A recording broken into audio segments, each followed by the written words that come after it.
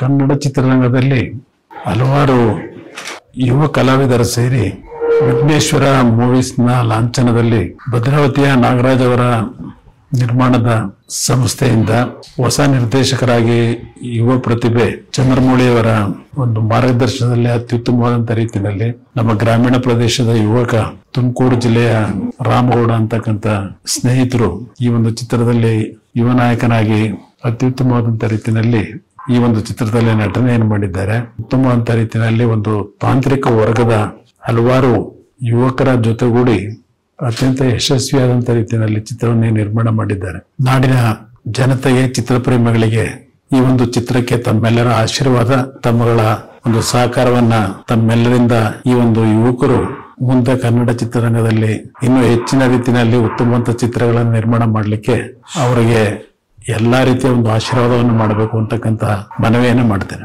ಇದೇ ತಿಂಗಳು 24ನೇ ತಾರೀಕು ಅತ್ಯುತ್ತಮವಾದ ರೀತಿಯಲ್ಲಿ ಬಂದಿರತಕ್ಕಂತ ಒಂದು ಚಿತ್ರ ದಿಲ್ಮಾರ್ ಅಂತಕ್ಕಂತ ಚಿತ್ರವನ್ನು ಬಿಡುಗಡೆ ಮಾಡ್ತಾ ಇದ್ದಾರೆ.